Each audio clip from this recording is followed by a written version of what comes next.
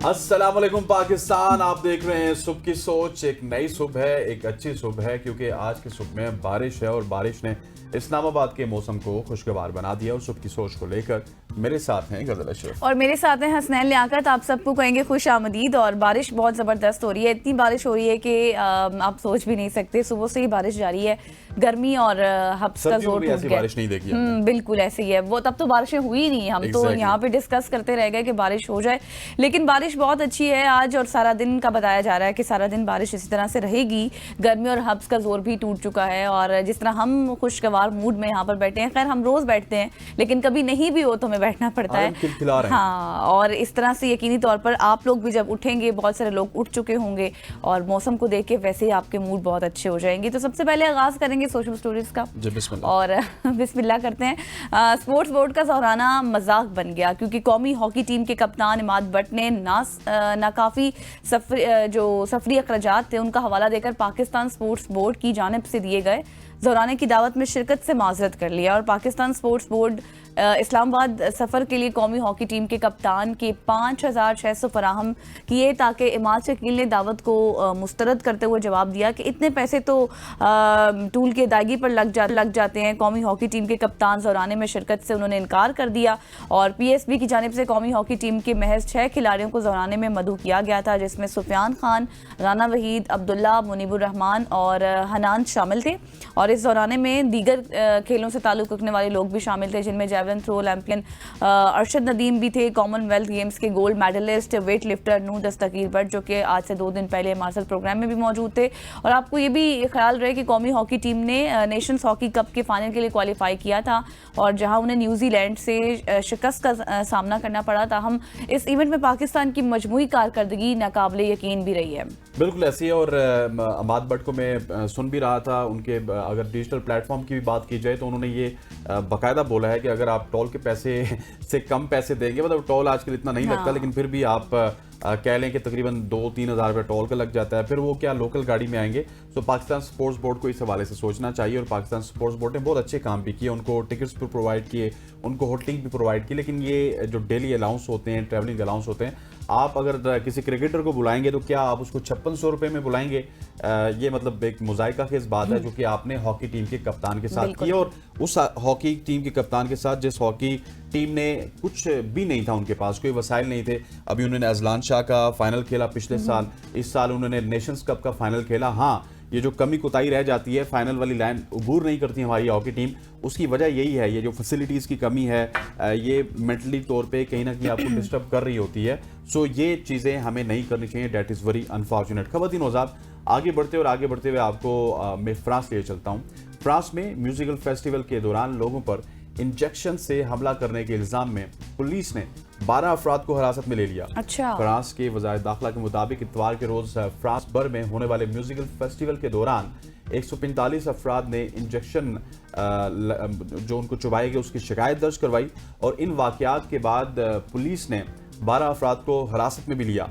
Report के मुताबिक ये हमले फ्रांस के मुख्तलिफ शहरों में हुए, जिनमें पेरिस भी शामिल है, जहाँ पुलिस ने कम अज़ कम 13 ऐसे वाक़यात की तस्दीक की है। और फ्रांस की वज़ारत दाखिला के मुताबिक ये वाज़ेह नहीं है कि ये जो नीडल स्पाइकिंग है, इनके वाक़यात में हमला आवरों ने जो तारीख के मुतनाज़ा मंशियात होती हैं, जिसमें आपको मंशियात दी जाती हैं जो कि आपको बेहोश कर सकती हैं, उलझन में मुब्तला कर सकती हैं, फिर जिनसी ज़्यादती के लिए कमज़ोर बना सकती हैं। सो लोगों के इस हवाले से टॉक्सिकोलॉजी टेस्ट भी किए जा रहे हैं और मज़ीद भी तहकीकात की जा रही है। और पुलिस का ये कहना है कि जो ही हमें कोई कंक्रीट एविडेंस मिलेंगे तो जिन लोगों को हमने हिरासत मिल गया वो उनको फिर कैफरे किरदार तक भी पहुँच। एग्जैक्टली, अभी तो सिर्फ 12 अफराद को गिरफ्तार किया गया है, लेकिन क्या पता मजीद इन्वेस्टिगेशन में मजीद भी सामने आए। तो जैसे इसकी इन्फॉर्मेशन आएगी आपके साथ शेयर भी करेंगे।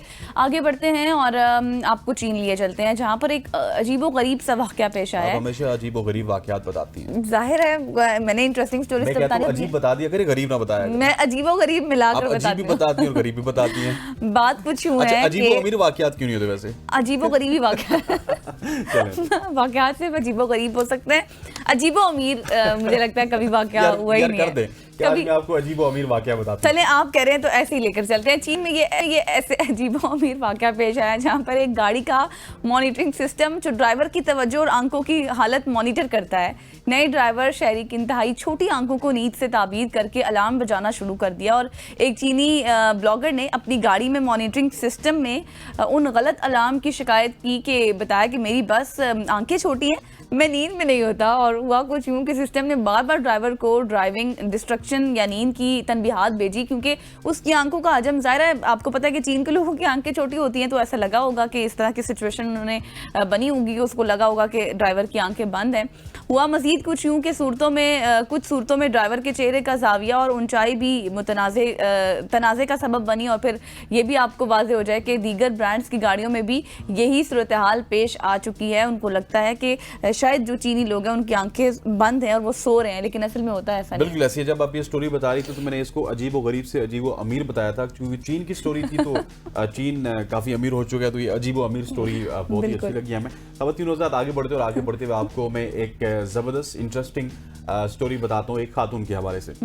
22 साल तक मेकअप साफ ना करने वाली खातून। अच्छा, इन्होंने 22 साल मेकअप करती रही होंगी ना मुंह पे बार-बार। या आपकी तरह मेकअप उतार के वापस नहीं जाती, या मेरी तरह भी। हाँ। ठीक है, क्योंकि हमें तो मजबूरन करना पड़ता है टीवी के लिए। तो इनके तो बहुत मसला हुआ होगा। हाँ, वही तो मैं आपको बता रहा हूँ कि 22 साल तक इन्होंने मेकअप किया, लेकिन इन्होंने मेकअप को साफ नहीं किया। शमाल मशरिकी चीन। अच्छा, ये भी शमाल मशरिकी चीन की है। तो अजीब और अमीर स्टोरी है। शमाल मशरिकी चीन की 37 साल खातून ने इंकशाफ किया कि उसने 22 साल तक चेहरे से मेकअप साफ नहीं किया, जिसके नतीजे में उसका चेहरा शदीद एलर्जी, सूजन और सुर्खी का शिकार हो चुका है। सोशल मीडिया पर शेयर की गई तस्वीर और वीडियो में खातून का चेहरा मुकम्मल सुर्ख नजर आता है। खातून के मुताबिक 15 साल की उम्र में मेकअप शुरू किया, 2 दहाइयों तक मेकअप को साफ करने की ज़हमत नहीं की और ना ही बरसों तक जिल्द की कोई परवाह की। अच्छा। यहाँ तक के कॉस्मेटिक प्रोसीजर्स करवाए उन्होंने, मुख्तलिफ मसनूआत ने उनकी हालत मजीद बिगाड़ दी, लेकिन अब वो दूसरों को खबरदार कर रही हैं कि जिल्द की देखभाल को हरगिज़ आप नज़रअंदाज ना कीजिए और बगैर तहकीक के कॉस्मेटिक्स से भी परहेज कीजिए। और अगर आप कहीं ना कहीं, आपकी जॉब भी हमारी तरह है कि मजबूरन आपको मेकअप कहीं टचअप करवाना पड़े, उसको फौरन आप वाइप कर दें या फिर उसको क्लिनजिंग इस्तेमाल करके उतार दें, यही आपकी जिल्द के लिए बेहतर है। मतलब अगर आप एक अच्छी प्रोडक्ट यूज नहीं भी कर रहे, फिर भी आपका काम बनता है कि आप मेकअप को रिमूव तो करें। लेकिन उन खातून ने तो बिल्कुल ही ऊपर लगा। मेकअप अच्छा होता है। अच्छा, वैसे एक जनरल सी बात है कि अक्सर लोग होता है ना आजकल जो रुझान बढ़ा हुआ है, मतलब इंस्टाग्राम पे कुछ इस तरह से अनरेलिवेंट चीजें होती हैं, वो लोग ले लेते हैं, क्रीम्स ले लेते हैं, लेकिन ये है कि उनको फिर मुंह की आपने क्लींजिंग भी करनी है। लेकिन वो तो शायद इतने सालों से मुंह पे मेकअप लगा रहे थे तो उनका हाल ये हो गया।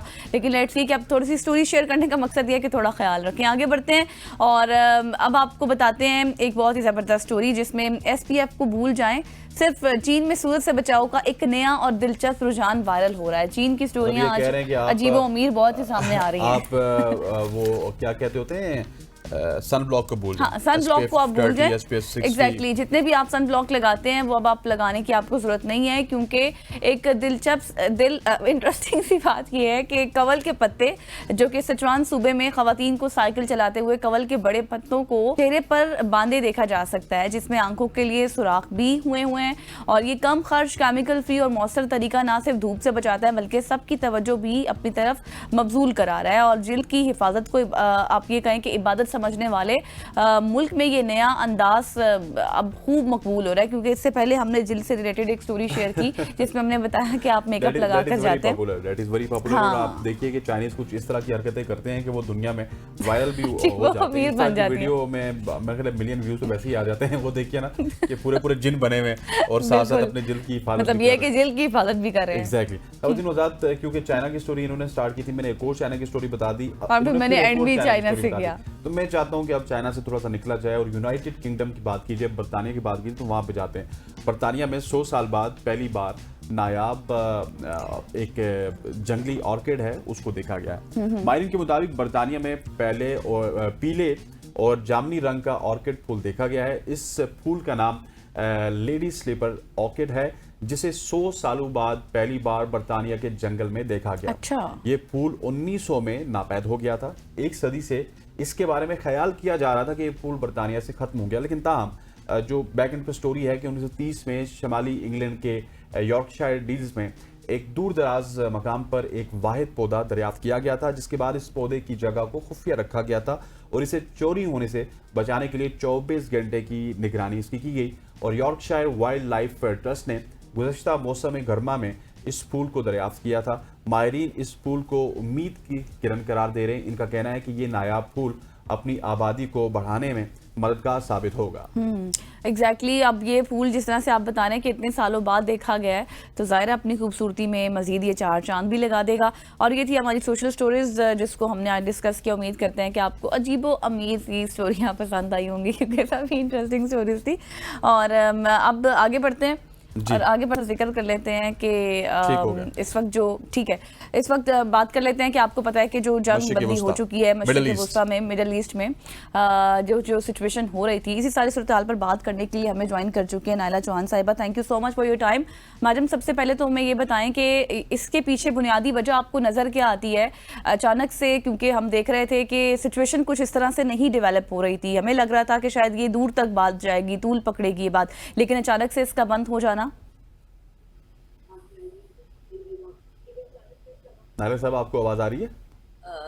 ये एक खुशाइन बात है कि ट्रम्प साहब जो कि पहले जंग में नहीं मुलव्वस होना चाह रहे थे, जब इजराइल ने उनको मुलव्वस किया तो फिर उन्होंने कहा कि ठीक है, वो अपने आप को पीस मेकर कहते हैं और आपने भी पाकिस्तान में भी उनको पीस के अवार्ड का जो है वो नॉमिनेट किया गया था। तो वो पीस चाहते हैं, तो उन्होंने कहा कि सीज फायर कर दो।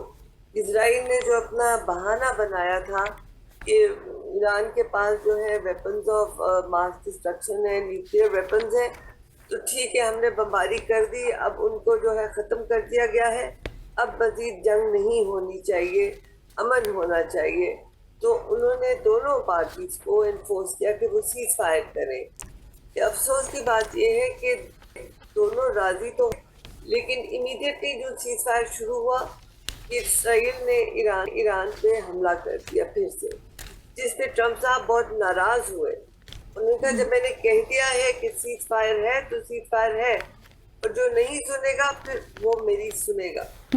तो अब जो है दोनों पार्टी जो है उन्होंने सीज फायर तो कर दिया है, मतलब ऑन द ग्राउंड, लेकिन सीज फायर के कुछ जो है वो प्रोटोकॉल्स होते हैं जो अभी फुलफिल नहीं किए गए।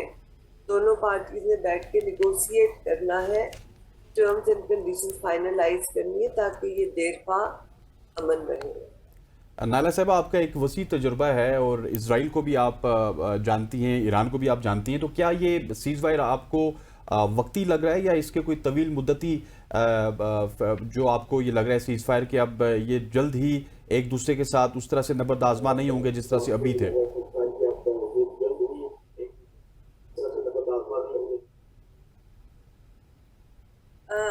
अभी कुछ नहीं कहा जा सकता क्योंकि इस वक्त जो है मुझे इजराइल की नीयतों पे शक है। इजराइल देखिए, उसका जो ये था ये सिर्फ बहाना था कि उन्होंने जो है ईरान के न्यूक्लियर एसेट्स को ख़त्म करना है। फिर वो रिजीम चेंज की भी बात कर रही हैं। बेसिकली ना रिजीम चेंज उनका मौक़िफ़ है और ना जो है वो न्यूक्लियर वेपन्स को ख़त्म, क्योंकि न्यूक्लियर वेपन्स उनके पास थे ही नहीं। वो तो NPT के न्यूक्लियर नॉन प्रोलिफरेशन ट्रीटी के सिग्नेटरीज थे और उनकी सारी इंस्टॉलेशन जो है वो मॉनिटर हो रही थी। और IAEA की रिपोर्ट भी थी कि इनके पास नहीं है। अमेरिका में बजाते खुद उनकी जो इंटेलिजेंस की हेड थी तुलसी गाबार्ड, उन्होंने जो है वो स्टैंडिंग कमेटी में कहा कि हमें इंटेलिजेंस है कि इनके पास नहीं है। तो ये महज एक बहाना क्योंकि इजराइल ने बनाया हुआ था। इजराइल ना रिजीम चेंज चाहता है, ना वो न्यूक्लियर वेपन्स का उसे कोई खौफ है, क्योंकि न्यूक्लियर वेपन्स तो इजराइल के पास है और खित्ते में किसी के पास ना है, ना वो होने देगा। तो फिर क्या वजह है कि वो जंग करना चाहता है? बेसिकली वो ग्रेटर इजराइल बनाना चाहता है, वो अपना फैलाव करना चाहता है। वो गजा को पहले हस्फ कर रहे हैं, फिर आगे फैलाएंगे। आप देखिए जो इजरायली सोल्जर थे उनके बाजू पे एक पट्टी है और पट्टी पे एक नक्शा बना हुआ है, वो ग्रेटर इजराइल है, जिसको अगर आप गौर से देखें तो उसमें इजराइल जो भी है उसके साथ जॉर्डन है, उसके साथ सीरिया है, उसके साथ लेबनान है, उसके साथ सऊदी अरेबिया के हिस्से हैं, उसके साथ इराक है, उसके साथ तुर्की के हिस्से हैं, उसके साथ मिस्र के हिस्से हैं। ये सारे हिस्से जब तक वो हज नहीं करेगा, वो चैन से नहीं बैठेगा। इस वक्त तो वो बहाने पे बहाना बना के ईरान पे अटैक कर रहे हैं, क्योंकि ईरान एक वाहिद मुल्क है जिसने वाकई खड़े होकर उनको भी एहसास दिलाया कि कैसे लगता है जब बम आपकी जो है लोगों पे गिरे, जैसे कि वो अभी भी गजा पे कर रहे हैं बिल्कुल। और बेदर्दी से कर रहे हैं। ईरान ने तो सिर्फ उनकी न्यू जो मिलिट्री इंस्टॉलेशन है उन पे किया था, लेकिन इजराइल तो बेधड़ल्ला जिस तरह बेचारे फलस्तीनियों को तबाह कर रहा है, जिस तरह ईरान में भी उन्होंने जो शहर पे हमले किए, तेहरान शहर पे किए, तो फिर ईरान ने भी उनके तल अवीव पे किए, हैफा पे किए, हेब्रोन पे किए। तो वो जो एक उन्होंने अपना एक इनविंसिबिलिटी का एक बनाया हुआ था ढोंग के हमें कोई छू नहीं सकता, हमारी बड़ी टेक्नोलॉजी है, वो तो ईरान ने पाश पाश कर दिया। सही। बिल्कुल नायला साहिबा, आप लेकिन जिस तरह से आप ग्रेटर इसराइल की बात कर रही थी, आप बिल्कुल दुरुस्त फरमा रही थी कि मेन जो मकसद है उनका तो यही है। अब देखिए, ईरान के पास नॉलेज भी है, कैपेसिटी भी है। अब वो तो अपना न्यूक्लियर प्रोग्राम खत्म नहीं करेगा। वो ईरान जो शायद अभी तक हथियारों की तरफ नहीं गया था, अब शायद वो उस साइड पर भी जाएगा। लेकिन इसराइल जिस तरह से एक्सपोज हुआ है, सारी दुनिया ने देखा है कि इसराइल तो कुछ चंद मिसाइलों की मार है।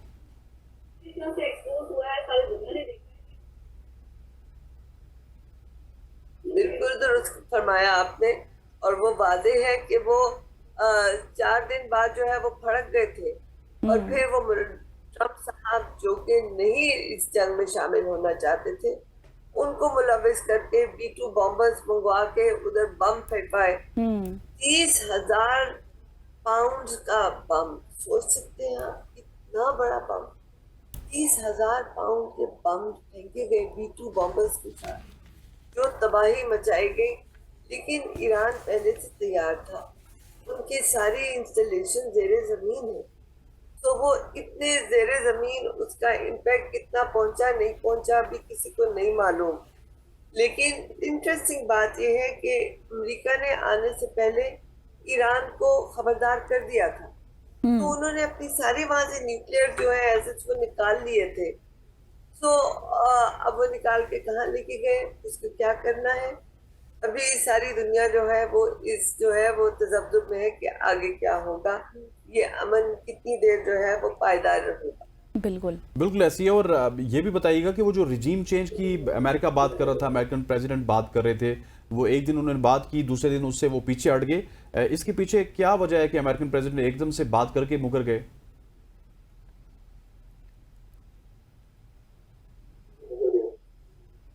देखिए, जहां तक तो अमेरिकन प्रेसिडेंट की बात है, उन्होंने रिजीम चेंज की बात कभी नहीं की। उन्होंने कहा मुझे पता है इमाम खामेनी कहाँ छुपे हुए हैं, और अगर हम चाहें तो हम उनको उनकी हाइड आउट में जाके मार सकते हैं, लेकिन हम रिजीम चेंज नहीं चाहते, हम उन्हें नहीं मारना चाहते। जो रजा शाह साहब की तस्वीर है वो नेतन्याहू की एजेंडा है, और वो ईरानियों को ये एक लॉलीपॉप से दिखा रहा था कि ये मौलवियों से जान छुड़ा लो, हम शाह को वापस ले आएंगे। लेकिन जो ईरानी अवाम है, एक तो वो उनके लिए ईरानी जो एक नेशनल प्राइड है, उनको कोई बाहर से नहीं ला के आप दे सकते, पहली बात। दूसरी बात ये कि इनकलाब आता ही ना अगर शाह ईरान के ज़माने में आवाम के साथ इतना मजालिम ना ढाए गए होते। और अभी भी देखिए कि जो रजा शाह साहब हैं, उनसे पूछा गया, उन्होंने कहा तबाह कर दो सारे मुल्क को, लेकिन रिजीम चेंज करो। जब कोई माँ होती है ना, कभी नहीं कहती मेरे बच्चे को मार दो।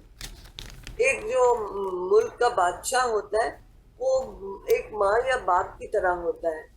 वो अगर इतनी बेदर्दी से कहता है कि मार दो सबको, तो फिर वो हमदर्द नहीं है, और ये ईरानी इमाम जो है वो समझते हैं।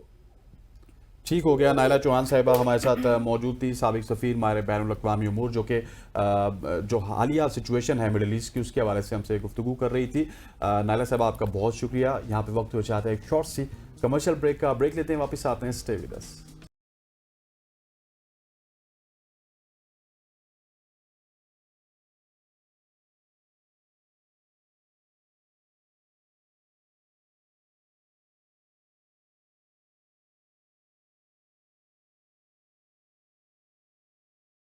वेलकम बैक खवातीन वज़ात। अब मुल्की सियासत के हवाले से बात करते हैं, जहां पे लाहौर हाई कोर्ट की जानिब से बानी पीटीआई इमरान खान की 9 मई के 8 मुकदमात में जमानत की दरख्वास्तें खारिज किए जाने के बाद सियासी मंजरनामा मजीद पेचीदा होता जा रहा है। जहाँ एक तरफ गंडापुर साहब ये दावा कर रहे हैं कि इमरान खान को कोई माइनस नहीं कर सकता, वही इमरान खान की हमशीरा खैबर पख्तूनख्वा असम्बली के अरकान पर तनकीद करके पार्टी के अंदर मौजूद दबाव और इख्तलाफात का इशारा दे रहे हैं। क्या वाकई तहरीक इंसाफ क़यादत के मामले में यकजुबां है या फिर अंदरूनी चपकलिश और गैर यकीनी सूरत हाल वहाँ पे बढ़ रही है? इस हवाले से आज के इस सेगमेंट में हम डिस्कस करेंगे। और गजल, मेरा ख्याल है डिस्कस तो करेंगे हसनैन, लेकिन मसला पता है क्या है? जिस तरह से मेरी बात कंप्लीट होने दें, मुझे अच्छा। पता है कि आप भी ये बात करेंगी। पिछले 2-2.5 साल से जब से खान साहब गवर्नमेंट में नहीं है, तो गवर्नमेंट से गए हैं, बैग पार्डन, या 3 साल कह लें, मुझे लगता है कि खान साहब की पार्टी उनके लिए सबसे बड़ी प्रॉब्लम है। अच्छा, मज़े की बात यह है कि कल एक ऑफ द रिकॉर्ड में एक बात कर रही थी एक पीटीआई के मेंबर से ही, तो जब उनके सामने मैंने ये सवाल रखा कि आपकी अपनी पार्टी में इख्तिलाफात इतने ज़्यादा है कि खान साहब के केसेस को उस तरह से डील नहीं, तो वो तो मतलब उन्होंने मुझे इतनी तमहीद बांध के ये बात की कि मतलब कैसे नहीं, हम तो सारे केसेस देख रहे हैं, हम तो सारे पार्टी पे काम कर रहे हैं।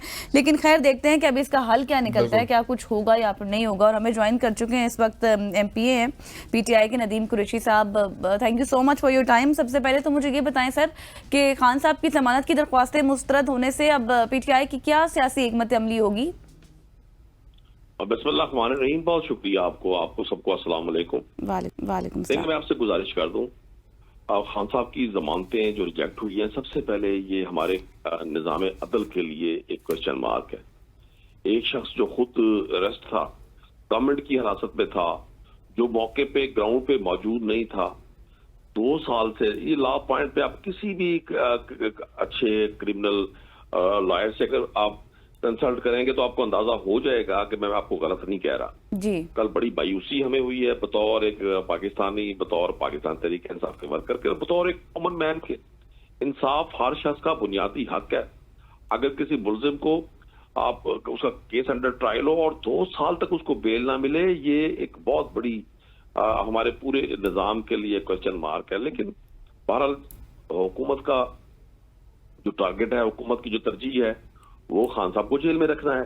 उनकी ख्वाहिश है, उनको अंदाजा है इस बात का कि जो शख्स इस वक्त पाकिस्तान की पॉपुलर तरीन पार्टी को हेड कर रहा है, भले आपने कानूनी तरीकाकार से उनको नाहल करने का पूरा प्लान किया हुआ हो और उनको सिस्टम से आउट करने की पूरी ख्वाहिश रखते हो, लेकिन जब तक अवाम के दिलों में इमरान खान साहब हैं, उन्हें कोई आउट नहीं कर सकता, उन्हें कोई माइनस नहीं कर सकता।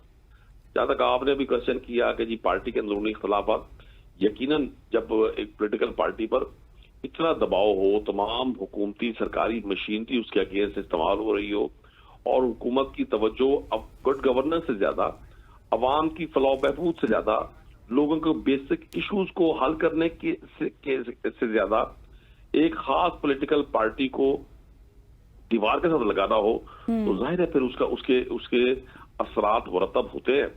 जब तमाम टॉप लीडरशिप जिसपे इमरान खान साहब खुद हैं, शाह महमूद कुरैशी साहब हैं, एजाज चौधरी साहब हैं, उमर सरफराज चीमा हैं, डॉक्टर यास्मीन राशिद हैं, मियां महमूद रशीद हैं, और इनके बाद जो सेकंड लीडरशिप थी, कितना अरसा से ये लोग जेलों में हैं।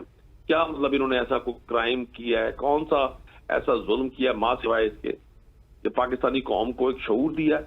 इस मुल्क में रूल ऑफ लॉ होना चाहिए, इस मुल्क में कानून की हुक्मरानी होनी चाहिए, इस मुल्क में सही मानों में पार्लियामान की बालादस्ती होनी चाहिए, या वो जो ख्वाजा आसिफ साहब फरमाते हैं कि जी हाइब्रिड निजाम चलना चाहिए। तो मैं समझता हूँ आज हम सबके लिए ये एक क्वेश्चन है कि निजाम अदल के होते हुए अगर इतने ताकतवर लोगों को, जो ताकत से मुराद बासर, जो एक हैसियत रखते हो, जिनकी जुबान पर करोड़ों लोग अपनी हक राय दही इस्तेमाल करते हो, जिनके एक बात पर, तो उनको अगर इंसाफ नहीं मिल रहा तो आम आदमी का क्या हाल होगा? बिल्कुल ऐसी है। नदीम कुरैशी साहब पाकिस्तान तहरीक इंसाफ के रहनुमा हमारे साथ मौजूद थे। Sir, thank you so much for joining us. 3 वजात ये थी मुल्क की सियासत के हवाले से गपशप, और मुल्क की सियासत वही है जो पाकिस्तान तहरीक इंसाफ के इर्द गिर्द घूम रही है। यहाँ पे वक्त हुआ चाहता है एक न्यूज़ ब्रेक का। न्यूज़ ब्रेक लेते हैं, वापस आते हैं। Stay with us.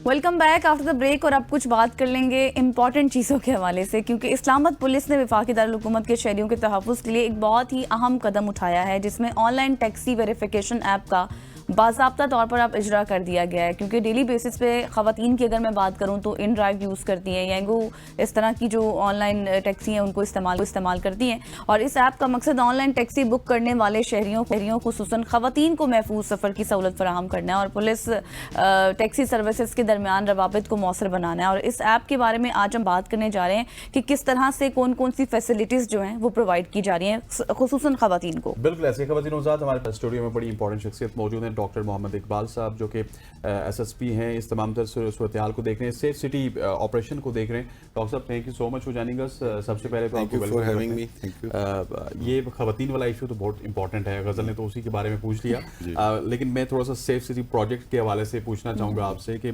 ऑलमोस्ट तकरीबन 3000 कैमरास तो आप इंस्टॉल कर चुके हैं। कितना ज़्यादा फीडबैक मिलता है, कितना ज़्यादा क्राइम कंट्रोल हुआ या फिर क्राइम के ऊपर आपकी इम्प्लीमेंटेशन हो जाती है आपके पास जब कैमरा होता है, और इसको एक्सपेंड करने के क्या प्लान है आपके?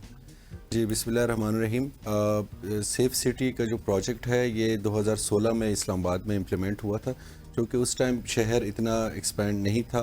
तो अभी जो हमारे पास 3000 के करीब जो कैमरे हैं वो 35% ऑफ इस्लामाबाद को कवर कर रहे हैं। मोस्टली जो सेक्टर्स हैं इस्टेब्लिश्ड उनको कवर कर रहे हैं, जो रूरल एरियाज़ हैं वो अभी अनकवर्ड है।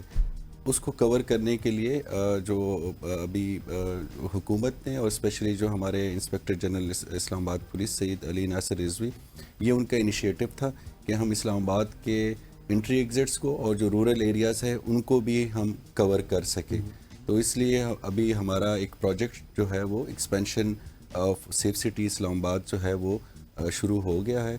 इसमें हम अराउंड कोई 3300 की कैमरे हैं वो हम अभी इस्लामाबाद में मजीद लगाने जा रहे हैं। ज़बरदस्त, सही हो गया। और इससे जराइम भी काफ़ी कंट्रोल हुआ आप बता रहे हैं। जी बिल्कुल। ये इस्लामाबाद में आप समझे कि कोई जुर्म हो जाता है तो हम इन कैमरों के ज़रिए जो है वो हम उसको ट्रेस बैक कर लेते हैं। अभी रिसेंटली बहुत सारे हाई प्रोफाइल केसेस हुए, आपने टीवी पे भी कवर किया होगा जी। और वो सारे जितने भी केसेस है उसमें जो इनिशियल इंफॉर्मेशन है वो सेफ सिटी कैमरों से ही हम अपने जो फील्ड फॉर्मेशन है उसको देते हैं और वो फिर आगे उसको ट्रेस करते हैं। स्पेशली जो अभी हमारी एक जो बेटी थी सना यूसुफ, उसका कत्ल हुआ, उसको हमने ट्रेस बैक किया फॉर्च्यूनर गाड़ी जिसमें वो मुलजिम आया था और उसका पूरा ट्रैक निकाल।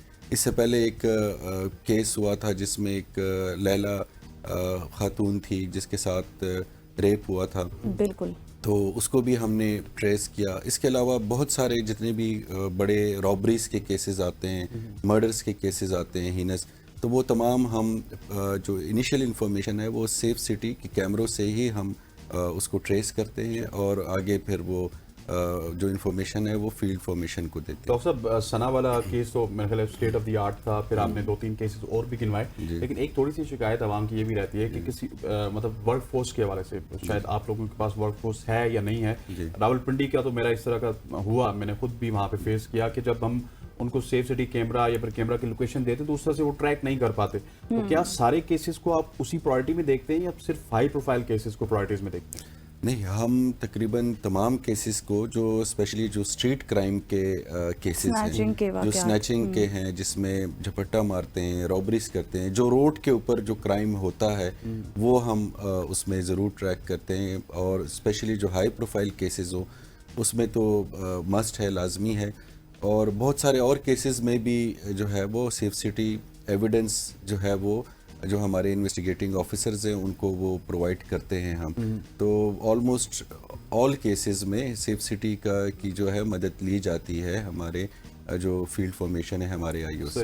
सही हो गया। अच्छा, अब थोड़ी सी बात कर लेते हैं इस ऑनलाइन वेरिफिकेशन ऐप के हवाले से, क्योंकि जाहिर है खवातीन जो कि डेली बेसिस पे मैंने पहले भी जिक्र किया था उनके लिए बहुत ज़रूरी है उनको बताना कि किस तरह से वो इसकी फैसिलिटीज़ हासिल कर सकती हैं जो आप लोग दे रहे हैं। तो थोड़ा सा उसके बारे में एलैबोरेट कीजिएगा। जी बिल्कुल।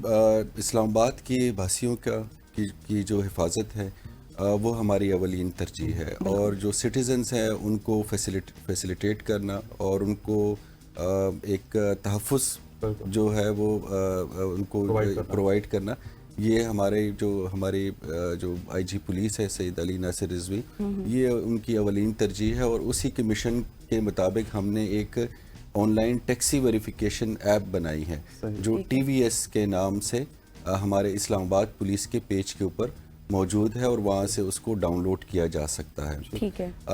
TVS काम इस तरह करता है कि हमने इस्लामाबाद में जितने भी टैक्सीज़ हैं, जो ऑनलाइन टैक्सीज़ हैं, जिस तरह यांगो है, इनड्राइव है, करीम है, उनके साथ हमने कोलैबोरेशन की है और उनके जो टैक्सीज़ हैं उनके ऊपर हम एक QR कोड लगा रहे हैं। अभी तक तकरीबन हम कोई 2000 के करीब जो टैक्सीज़ हैं उनके ऊपर हमने QR कोड जो है वो लगाया हुआ है।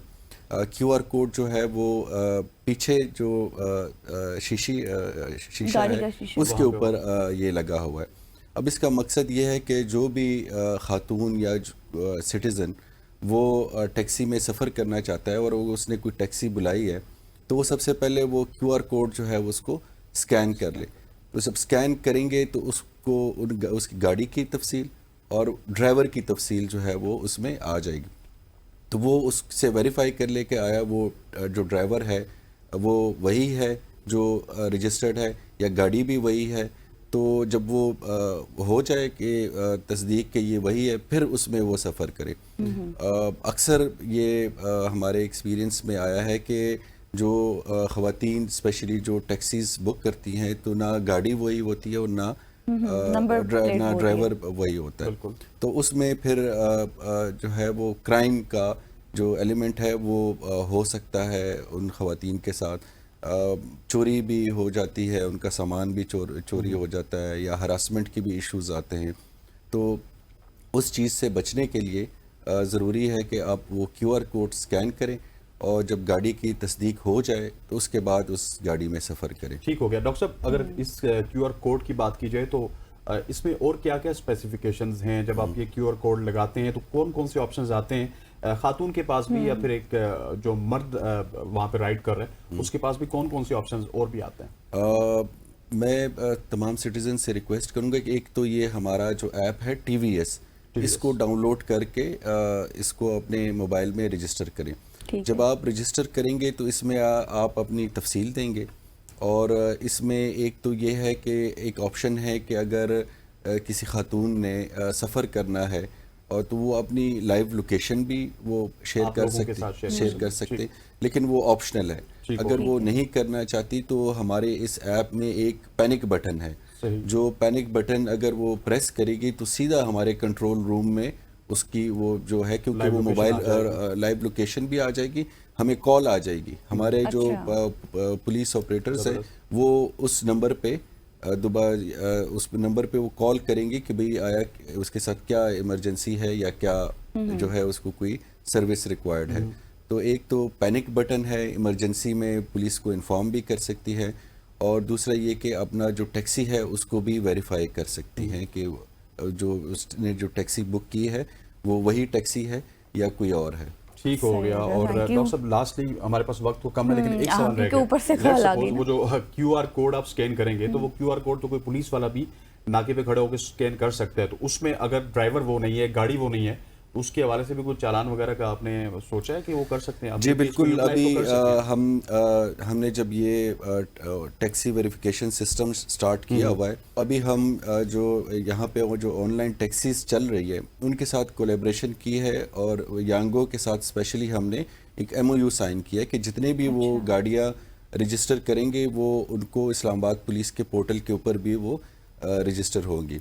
तो अब ये एक प्रोसेस चल रहा है और इसके बाद जब हम ये इसको कंप्लीट करेंगे तो फिर हम एक इसकी इन्फोर्समेंट भी करेंगे कि जिन टैक्सीज पे QR कोड नहीं लगा होगा वो इस्लामाबाद की हुदूद में हम उनको नहीं छोड़ेंगे और वो कॉन्फिस्केट होंगी। चलिए, thank you so much. Doctor Mohammad Iqbal sahab हमारे साथ मौजूद थे और जितना क्राइम कंट्रोल हो सकता है उतना करने की कोशिश भी की जा रही है। इस तरह के आप ये कहें कि मंसूबे लाकर यहाँ पर लेंगे एक ब्रेक और ब्रेक के बाद वापस आएंगे। स्टे विद अस।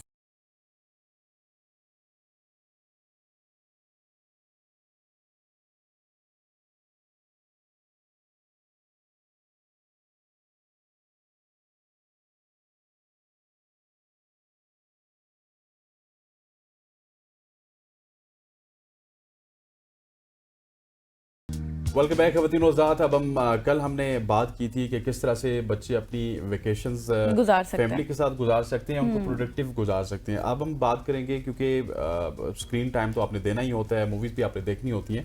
सो ये जो वेकेशंस होती हैं इसमें बच्चे कौन कौन सी मूवीज़ देख सकते हैं, कौन सी वेब सीरीज़ देख सकते हैं, कौन से ड्रामास देख सकते हैं जो कि उनके लिए प्रोडक्टिव हों। और आजकल के बच्चे क्या कुछ देख रहे हैं, क्या कुछ उनको नहीं देखना चाहिए, और फिर हाल ही में बेसिकली कंटेंट कैसा होना चाहिए ना? exactly, और जिस तरह से ये वॉर सिचुएशन है, कभी हमारी इंडिया के साथ होती है, कभी ईरान की इजराइल के साथ होती है, तो इस हवाले से भी बहुत सारी मूवीज ऐसी बनी है हिस्टोरिकली, सलाउद्दीन अयूबी के हवाले से, फिर इर्तुगरुल गाजी के हवाले से।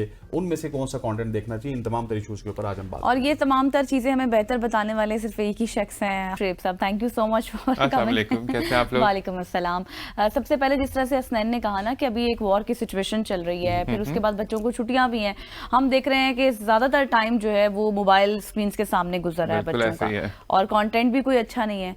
तो क्या सजेस्ट करते हैं? अच्छा, पहले तो मैं सिर्फ एक दो चीज़ें वाज़ेह कर दूं। एक तो ये कि वालिदैन को चाहिए कि अपने बच्चों का स्क्रीन टाइम जो है वो कंट्रोल करें। छुट्टियों का मतलब ये नहीं है कि आप 24 घंटे या 24 में से 12 घंटे स्क्रीन के आगे बैठे रहें या हाथ में मोबाइल लेकर बच्चे जो हैं वो कंटेंट देखते रहें। उसको अभी भी रेगुलेटेड ही रखें और कुछ ही वक्त के लिए बच्चों को ये मौका दें कि वो स्क्रीन देखें, क्योंकि जब आप स्क्रीन की तरफ बच्चों को ले जाते हैं तो फिर किताबें पीछे रह जाती हैं, फिर बाहर की स्पोर्ट्स जो हैं वो आउटडोर्स की वो पीछे रह जाती हैं। तो ये मत करें, क्योंकि छुट्टियों में बच्चे जो हैं वो बड़ी टेंडेंसी होती है कि अच्छा देर से सोना है, सुबह देर से उठना है, मोबाइल पे बैठे रहना है, और फिर बच्चे सुस्त हो जाते हैं।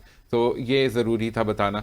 लेकिन बहुत सारा कंटेंट है जो कि बड़ा अच्छा कंटेंट है। अच्छा। जैसे हसनैन ने बताया कि जो हिस्टोरिकल्स हैं आप बच्चों को उसकी तरफ डाइवर्ट करें, थोड़ा सा नॉलेज में भी इजाफा हो जाएगा, कुछ थोड़ी सी वैल्यूज भी समझ में आएंगी। तो जिस तरह इर्तुगरुल गाजी की बात की उन्होंने, या सलाहुद्दीन अयूबी सीरीज जो है बहुत खूबसूरत कंटेंट है।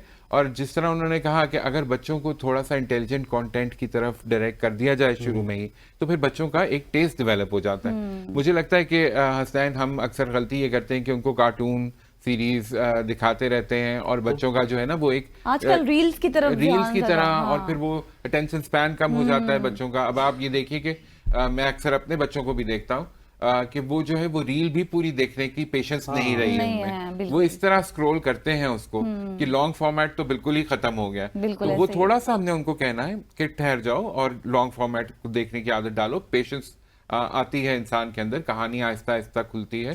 तो ये चीज जो है ना अब हमारे बच्चे भूलते जा रहे हैं। तो बहुत सारा कंटेंट है, पाकिस्तानी भी और इंटरनेशनल भी, जिसकी तरफ बच्चों की ध्यान दिया जा सकता है। अभी ईरान के हवाले से आप लोग बात कर रहे थे। ईरानी फिल्म्स जो हैं बच्चों के लिए खास तौर पे वो बहुत कुछ खूबसूरत फिल्में हैं जिनकी तरफ मैं तवज्जो दिलाना चाहूंगा। चिल्ड्रन ऑफ पैराडाइज, अगर आपको याद हो कि वो एक बच्चों की कहानी है, मासूम सी कहानी। और ईरानी सिनेमा की खूबसूरती ये है कि वो रिश्तों की कहानियां होती हैं, वो बड़ी बड़ी खूबसूरती से एक सादा अंदाज में बहुत अच्छा कंटेंट दे जाती है एक मैसेज के साथ। तो वो जो है चिल्ड्रन ऑफ पैराडाइज, जिन बच्चों ने अभी तक नहीं देखी और जिन वालिदैन ने भी नहीं देखी, वो सब बैठकर एक फैमिली साथ देख सकती है। अच्छा। और वो एक फैमिली को जोड़ने वाली फिल्म है। तो बहुत खूबसूरत फिल्म, उसको मैं ज़रूर रेकमेंड करना चाहूँगा। इसी तरह अगर आप पाकिस्तानी फिल्म इंडस्ट्री की तरफ आ जाए तो एनिमेशन में बहुत खूबसूरत काम हो चुका है। आई डोंट नो कि बच्चों ने सब ने देख लिया है या नहीं, लेकिन शर्मीन उबैद चुनॉय बहुत अच्छा काम करती रही है एनिमेशन के हवाले से। तो अल्लाह यार जो है वो बहुत खूबसूरत फिल्म है जिसमें बच्चों को हमारे नॉर्दर्न एरियाज की वाइल्ड लाइफ के बारे में भी पता चलेगा, अल्लाह यार एंड फ्रेंड्स, और फिर जो है वो ये कि उससे सबक भी मिलेगा उन्हें। सही सही सही सही हो गया। अच्छा, ठीक हो गया। जी जी। अच्छा, मुझे ये बताइएगा कि बहुत सारे कंटेंट ऐसे है जो कि आजकल लड़के देख रहे हैं, हमारे बच्चे, वो उनको नहीं देखना चाहिए। उसमें कौन सा कंटेंट प्रिसाइसली है जो हारून भाई आप समझते हैं कि जो बच्चों को नहीं देखना चाहिए और वो उनके लिए हार्मफुल साबित होता है? देखिए जी, हम अभी देख रहे हैं कि जब हम बच्चों को अनरेगुलेटेड कंटेंट तक एक्सेस दे देते हैं या हम उनको वॉच नहीं कर रहे होते कि वो किस किस्म का कंटेंट देख रहे हैं, तो हमारे माशरे में बहुत सारी कॉम्प्लिकेशंस पैदा हो रही हैं। वैसे ही उन माशरों में जहाँ पर जो है ख्वानदगी की या तालीम की शरह जो है वो कम हो, वहाँ पर कंटेंट को बहुत ख्याल से और हसास तरीके से देखने की ज़रूरत है। आपने अभी रिसेंटली बहुत सुना होगा, एक नेटफ्लिक्स के ऊपर सीरीज है एडोलेसेंस, जो जिसके ऊपर बहुत बात हो रही है और इनफैक्ट ब्रिटिश प्राइम मिनिस्टर जो है स्टामर, उन्होंने कहा कि मैंने अपने बच्चों के साथ बैठ के वो सीरीज देखी और मैं रेकमेंड करूंगा कि तमाम स्कूलों में ये सीरीज दिखाई जाए। पाकिस्तान के कॉन्टेक्स्ट में अगर हम देखें तो हालिया कुछ वाकयात के बाद ये वो सीरीज है जो कि मेरे ख्याल में पाकिस्तान में भी टीनेजर्स को, छोटे बच्चों को तो मैं नहीं कहूंगा, लेकिन टीनेजर्स को कम से कम जरूर बैठकर देखनी चाहिए, जिसमें उनको ये पता चले कि किस तरह ये जो सोशल मीडिया है उसके ऊपर जो साइबर बुलिंग हो रही है बच्चों की, जिस किस्म का उनको वायलेंस वाला कंटेंट देखने को मिल रहा है, जिस तरह उनको जो है वो ये जो एज होती है ना एडोलेसेंस की, ये टीन एज जिसको हम कहते हैं, बड़ी मुश्किल एज होती है, तो उसमें जिस किस्म के मसाइल बच्चों को दरपेश होते हैं, वो बड़ों से बात नहीं करते, वो कम्युनिकेशन गैप भी होता है। यही है आपका, इस पे आप सीधा चल गए तो चल गए, वरना अगर आप फंस गए तो फिर आपकी जिंदगी में उसके असरात जो है वो नजर आते रहेंगे। तो एडोलेसेंस में इस मसले को बड़ी खूबसूरती से एड्रेस किया गया है। तो मेरे ख्याल में टीनेजर्स को देखने की जरूरत है। फिर पाकिस्तान में भी कंटेंट बहुत अच्छा बन रहा है। अभी आप देख रहे हैं आजकल एक ड्रामा आ रहा है जिसमें टीनेजर्स के मसाइल के ऊपर बहुत अच्छी तरह से बात हो रही है। तो मेरे ख्याल में उस तरह के ड्रामे बच्चों को देखने की जरूरत है और बड़ों को भी देखने की जरूरत है। मैं ये समझता हूँ कि हमारा जो ड्रामा है उधर भी वालिदैन को थोड़ा सा रेगुलेट करने की जरूरत है, अपने भी टाइमिंग्स को और बच्चों के टाइमिंग्स को, क्योंकि हम बच्चों पे तो ये चीज इंप्लीमेंट कराने की कोशिश करते हैं लेकिन खुद नहीं करते। तो जो ड्रामे हैं वो बच्चों के लिए नहीं है, ये बात मैं बड़ा वाजे कर देना चाहता हूँ। हमारा जो ड्रामा है, जो 8 बजे का ड्रामा है, जो बाद में हम ऑनलाइन भी देखते हैं, वो बच्चों के लिए नहीं है, क्योंकि उसके अंदर खानदानी मसाइल, आपस की साजिशें, ये घरेलू झगड़े, ये चीजें जब आ रही होती हैं तो इन चीजों से तो बच्चों को एक्सपोज करने की जरूरत ही नहीं है। तो हम ये हमेशा कहते थे, हमारे वालिद कहते थे कि तुम लोगों का टाइम जो है वो 6 बजे से 7 बजे तक का है जब तुम लोग टीवी देखोगे, या 5 बजे से 7 बजे तक जब बच्चों के प्रोग्राम आया करते थे। अब वो स्लॉट खत्म हो गई है हमारे चैनल्स के ऊपर। अब जो है बच्चे वो क्या देखते हैं, वो जो मेन स्ट्रीम ड्रामा होता है वही बच्चे भी देख रहे होते हैं, वही बड़े भी देख रहे होते हैं। बड़े तो जाहिर है उससे लुत्फानंदोज होते हैं, लेकिन बच्चों को उन चीजों को प्रोसेस करने में उनके पास कैपेबिलिटी है। वो जिस तरह होता है ना कि एक शादी हो रही है, दूसरी शादी हो रही है, रिश्ते टूट रहे हैं, मतलब वही माइंड में भरा जा रहा है। ये बच्चों को नहीं देखने की जरूरत, उनके लिए अलग कंटेंट होना चाहिए। सही हो। शोएब भाई, थैंक यू सो मच। आप जब भी आते हैं तो 4 चांद लगाते हैं सबकी सोच को। हारून शोएब साहब हमारे साथ मौजूद थे, जो कि बड़ी इंटरेस्टिंग डिबेट इस वक्त हमने की है बच्चों के हवाले से कि किस तरह का कंटेंट उनको देखना चाहिए, किस तरह का कंटेंट उनको नहीं देखना चाहिए। खवातीन उज़ात, यहाँ पे वक्त हो जाता है एक शॉर्ट सी कमर्शियल ब्रेक का ब्रेक लेते हैं, वापस आते हैं। स्टे विद अस।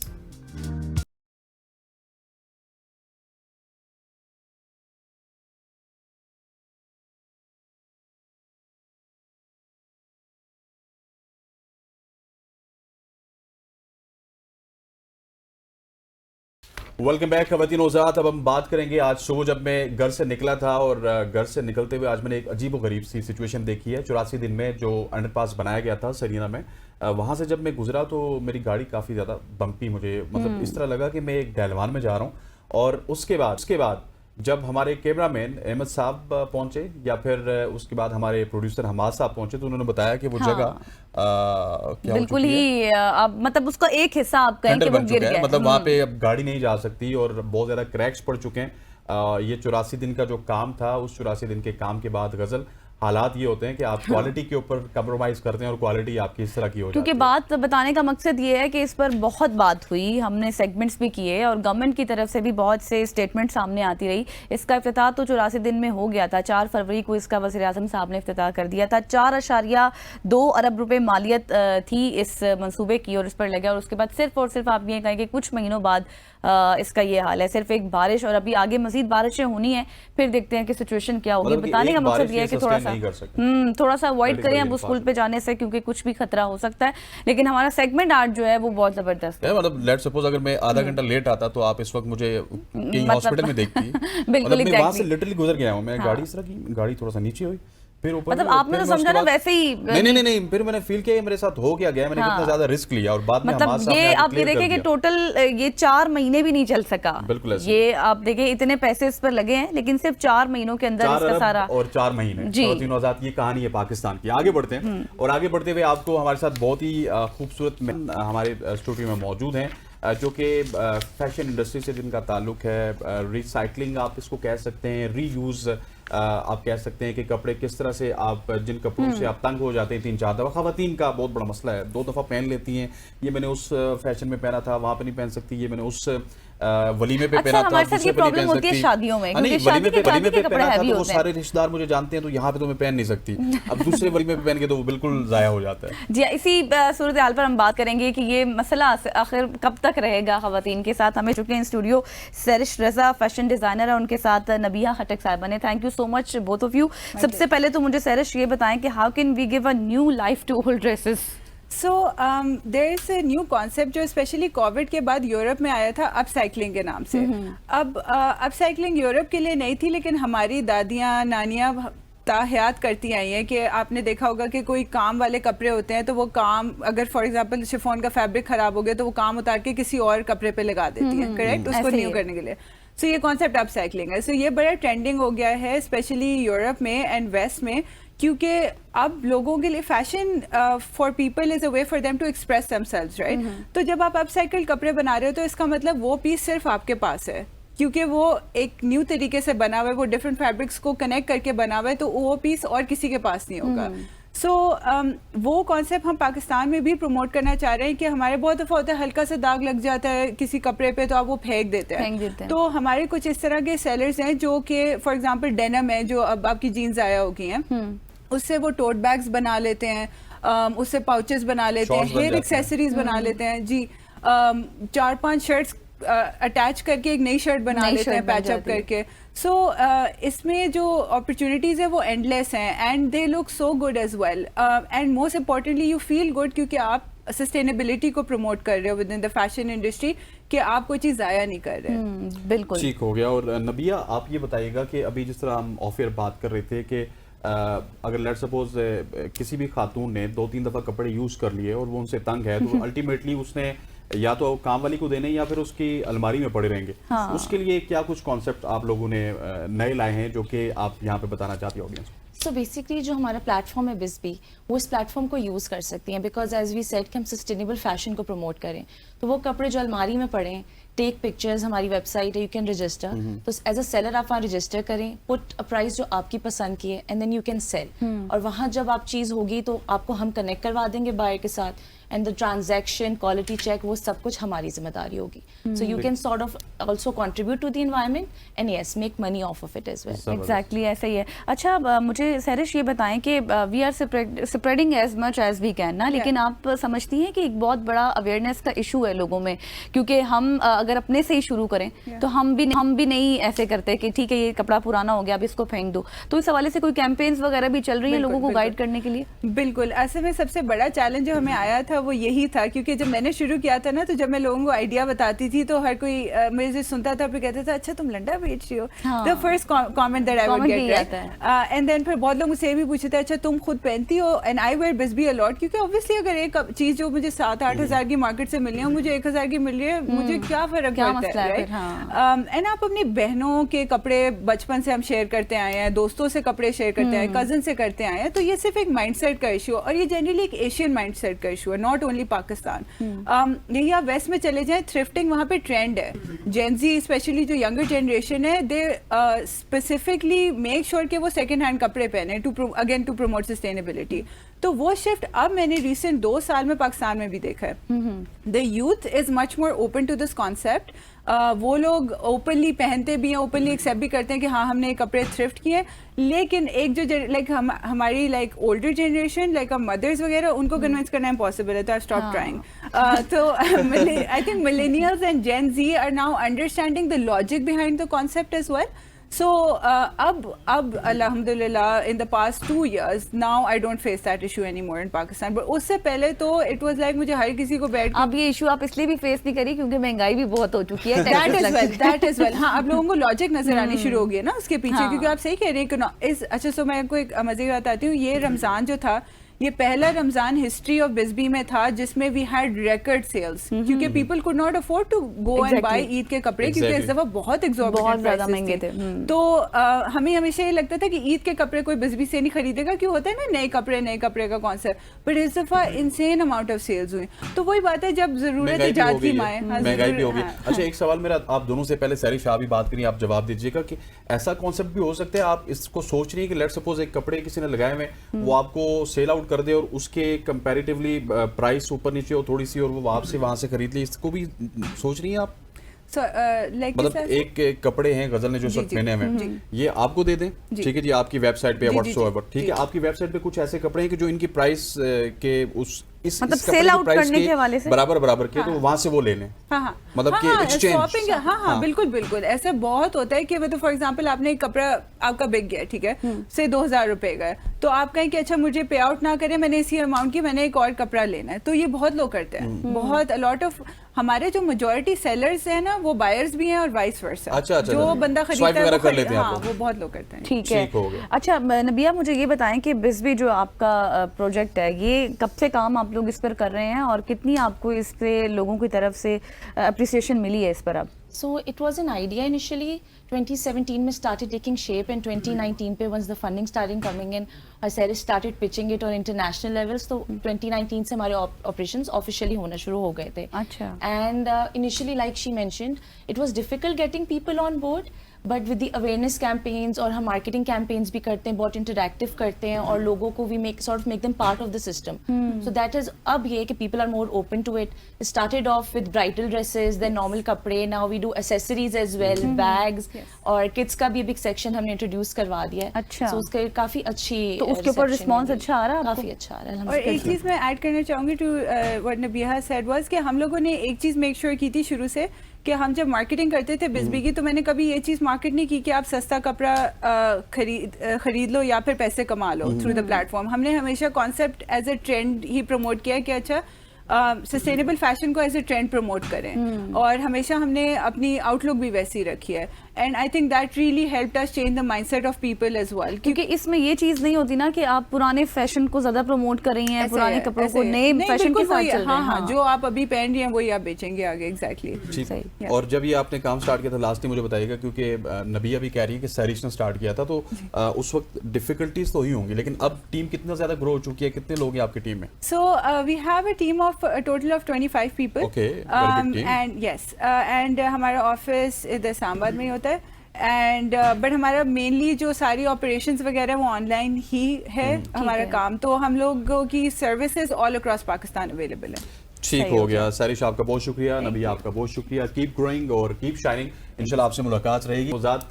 आज की सुबह की सोच से इतना ही। मुझे, गजल को और हमारी पूरी प्रोडक्शन टीम को इजाजत दीजिए, इंशाल्लाह कल मुलाकात होगी, तब तक के लिए अल्लाह हाफ़िज़।